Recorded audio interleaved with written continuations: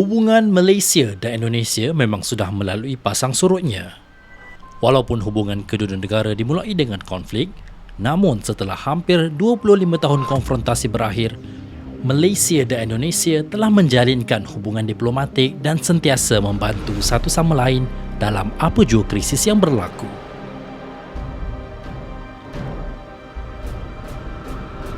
Serumpun bermaksud sekumpulan individu yang datang dari etnik yang sama.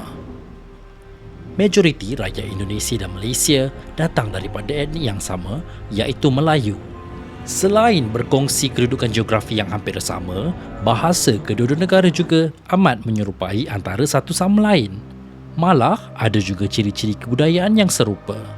Indonesia telah mencapai kemerdekaan pada tahun 1945 dan Malaya pada tahun 1957 sebelum penubuhan Malaysia pada tahun 1963. Tahukah anda sebenarnya hubungan Malaysia dan Indonesia telah terbentuk sebelum mencapai kemerdekaan lagi? Malaysia dan Indonesia pernah disatukan di bawah kerajaan Sriwijaya. Ia merupakan kerajaan Melayu purba yang unggul terbina ketika abad ke-7. Sriwijaya bermaksud cahaya kemenangan atau kemenangan gilang gemilang. Ada yang mengatakan Sriwijaya terletak di semenanjung Tanah Melayu dan ada juga yang berpendapat di wilayah Jambir, Sumatera Timur. Mengikut George Coedes yang merupakan pakar sejarah Asia Tenggara, ianya terletak di Palembang.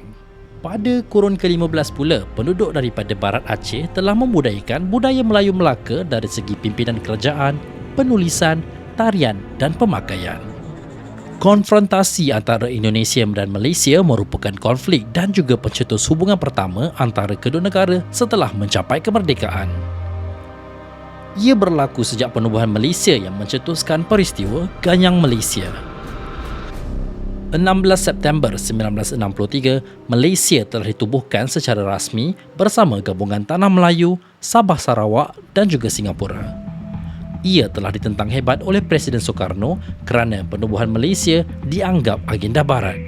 Kerajaan Indonesia bersetuju untuk berdamai melalui pertemuan yang telah dilaksanakan, namun Kerajaan Malaya pada ketika itu tidak memenuhi perjanjian dan Tunku Abdul Rahman menandatangani perjanjian di London pada 9 Julai 1963. Seterusnya, Dan Soeharto dilantik menjadi Presiden Indonesia.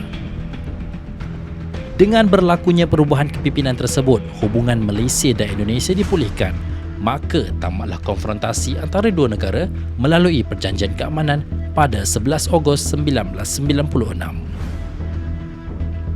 Mari kita lihat perkembangan hubungan diplomatik setelah hampir 25 tahun selepas konfrontasi berakhir. Nilai import dan ekspor antara Malaysia dan Indonesia telah meningkat sejak tahun 1990 sehingga tahun 2019. Selain itu, perjumpaan pada 23 April 2009 antara Datuk Seri Najib Tun Abdul Razak, Perdana Menteri Malaysia ke-7 dan Presiden Indonesia ke-6 iaitu Susilo Bambang Yudhoyono telah menghasilkan peningkatan perdagangan tersebut. Antara kerjasama yang berjaya disepakati ialah syarikat penerbangan Malaysia iaitu Malaysia Airlines, AirAsia dan Firefly dapat mengenal pasti laluan pendaratan baru. Syarikat Petroleum Nasional Malaysia, Petronas, telah ditawar kawasan untuk operasi mencari gali sumber gas asli di Indonesia. Seterusnya, Malaysia akan membuka kilang memproses kelapa sawit di Indonesia, manakala hasil beras dan jagung di Indonesia akan dibeli oleh Malaysia. Dari segi pertahanan, General Border Committee telah dijalankan antara pertahanan Indonesia dan Malaysia. Persidangan ini dijalankan setiap tahun bergilir-gilir antara kedua negara dalam bertukar-tukar pengetahuan dan kepakaran antara satu sama lain.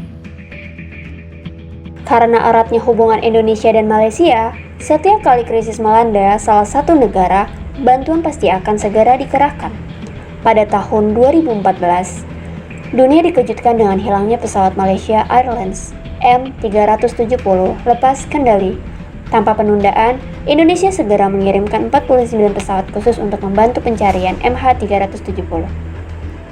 Begitu pula dengan peristiwa hitam yang menimpa Indonesia belum lama ini, yaitu saat KRI Nanggala Submarine hilang kontak. Saat itu, Malaysia telah mengirimkan kapal selam Megabakti untuk membantu mencari hilangnya kapal. Hubungan kedua negara ini sudah seperti abang dan adik. Tentunya di balik hubungan yang dibangun, Ada juga isu-isu sensitif kecil yang selalu dimunculkan oleh pihak-pihak yang terkait dan tidak bertanggung jawab. Dua negara yang berbeda, berkongsi jiwa yang sama. Malaysia dan Indonesia, tidak terpisah. Masa depan milik kita.